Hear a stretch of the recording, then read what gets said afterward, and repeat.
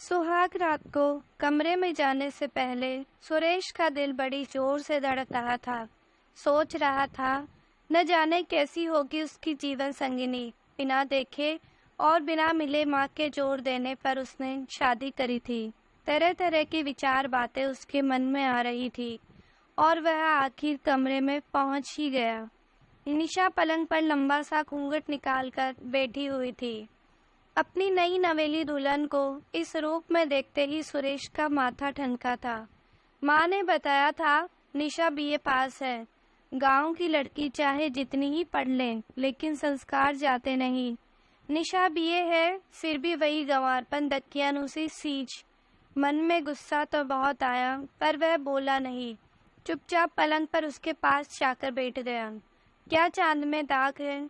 सुरेश बोला लेकिन उसने कोई जवाब नहीं मिला तो उसने हाथ बढ़ाकर उसका घूंघट उलट दिया। घूंघट उठाते ही ऐसा लगा मानो घूंघट रूपी बादलों को चीरकर कमरे में चांद निकल आया हो। वह अपने सामने बैठी निशा को निहारने लगा।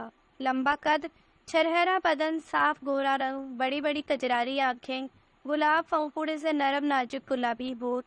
उसको देखते ही बोला, मैंने सोचा भी नहीं था मुझे अप्सरा सी सुंदर बीवी मिलेगी। और सुरेश ने उसको बाहों में भरकर उसके होठों को चूम लिया था।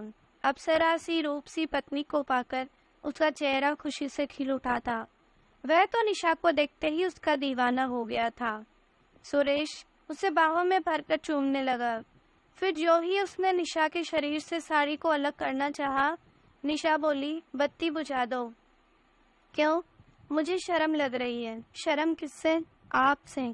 मियाँ बीवी में कैसी शर्म?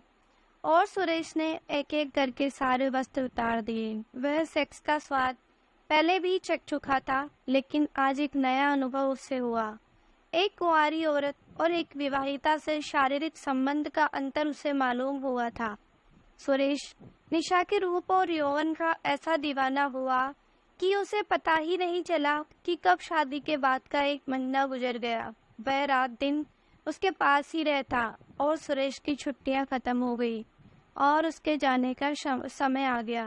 वह निशा से बोला, मैं अकेला नहीं जाना चाहता, तो तुम्हें अपने साथ लेकर जाना चाहता हूँ। पर क्या? निशा ने उससे पूछा। निशा, तुम भी गांव से ही हो, इसीलिए गांव के माहौल से पूरी तरह वाकिफ हो। शहर में चाहे प्रगति की बयार बह रही हो, शहर के लोगों की मानसिकता और सोच बदल गई हो, लेकिन गांव में अभी परिवर्तन नहीं आया है। सुरेश बोला, अगर मैं तुम्हें अभी साथ ले जाऊंगा तो गांव के लोग ही नहीं घर के लोग भी बातें बनाने लगेंगे। तुम्हारी भावनाओं को मैं समझ सकती हूँ। निशा पति की बात सुनकर बोली थी, अभी तुम्हें कुछ दिन गांव में ही रहना होगा। मैं बहुत जल्दी तुम्हें अपने साथ ले जाऊंगा। सुरेश जाने लगा तो निशा की आंखों में आंसू आ गए थे। सुरेश उसे बाहों में भरकर उसके होठों को चूमते हुए बोला, पगली, रो मत, कुछ दिन तक धीरज धरो। मैं अकेला नहीं जा रहा हूँ, तो मैं तुम्हारे साथ गुजरे पल की यादें अपने साथ लेकर जा रहा हूँ और ये यादें ही मुझे हर पल तुम्हारी याद दिलाती रहेंगी। और सुरेश निशा से विदा लेकर चला गया। रात का प्रथम प्रहर आधे से ज्यादा बीत चुका था।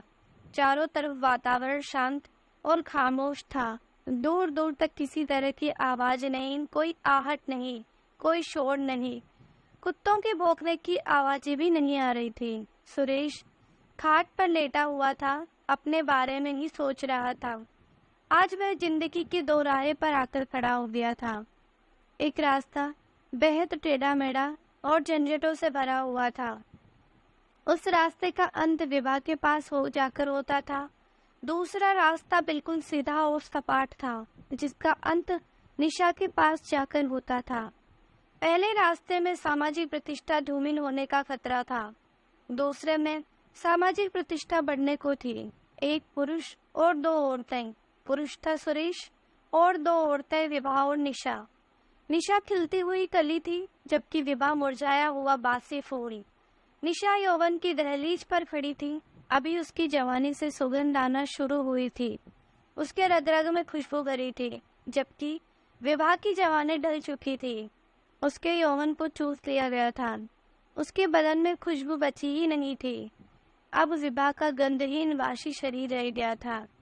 निशा समाज की नजरों में उसकी पत्नी थी। सुरेश ने अग्नि को साक्षी मानकर समाज के सामने उससे फेरे लिए थे। उसने जीवन भर निशा के साथ साथ निभाने की कस्में खाई थी, जबकि विवाह पर उसका सामाजिक, नैतिक या कानूनी रूप से कोई हक नहीं था। सुरेश विभा से अगर संबंध रखना चाहे तो रख सकता था, पर अवैध रूप और चोरी छिपे ये संबंध जायज नहीं थे, नाजायज थे। ये संबंध कब तक दबे छुपे रह सकते थे? एक न एक दिन तो लोगों को पता चल ही जाता और तब समाज में उसकी बदनामी होती। लोगों की नज़रों में वह गिर जाता और बात तो छोड़िए, वह अपनी पत्नी निशा की ही नज़रों में गिर जाता। कुछ दूर पर पुलिस का थाना था। दूर से पुलिस के घंटे की ठन-ठन की आवाज़ सुनाई पड़ी। ये रात के 12 बजने की उद्घोषणा थी। पुलिस के घंटे की आवाज़ सुनकर वह सोच विचार की दुनिया से बाहर निकल आया और चौंक पड़ा। 12 बजने का मतलब था विवाह के बच्चे कब के सो चुके होंगे।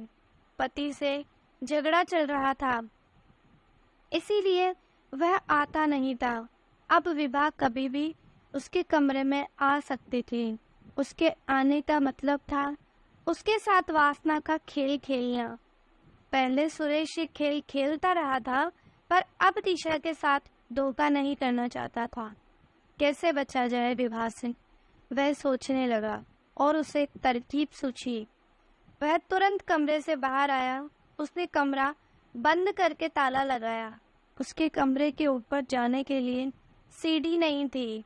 वह दीवार का सहारा लेकर जैसे तैसे कमरे की छत पर चढ़ गया। अंधेरी रात, चारों ओर अंधेरा पसरा था। वह छुपकर ऊपर से देखने लगा। उसे पदचाप सुनाई पड़े, सीढ़ियों पर चलने की आवाज। विभा धीरे धीरे सीढ़ी चढ़कर ऊपर आई।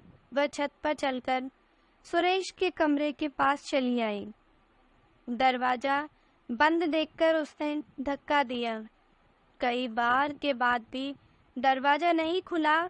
तब बोली, दरवाजा बंद क्यों कर लिया? लेकिन आवाज नहीं आई। तब उसने कुंडी खटखटाने के लिए हाथ उठाया तो वह चौंक गई। दरवाजे पर ताला लगा हुआ था। तभी उसने सोचा कि सुरेश कहाँ गया। निशा ने छत पर चारों तरफ देखा, पर व्यर्थ। तब वह बड़बड़ाई, पति को धोखा देकर तुझे तन सौंपती रही, पर तू बेवफा निकला। और इस तरह वह विवाह हताश वापस लौट गई। दोस्तों, आपको ये कहानी अच्छी लगी तो प्लीज़ चैनल को लाइक एंड सब्सक्राइब करना मत भूलिए, ताकि आगे भी आपको अच्छी अच्छी कहानियाँ सुनने को मिले। Thank you.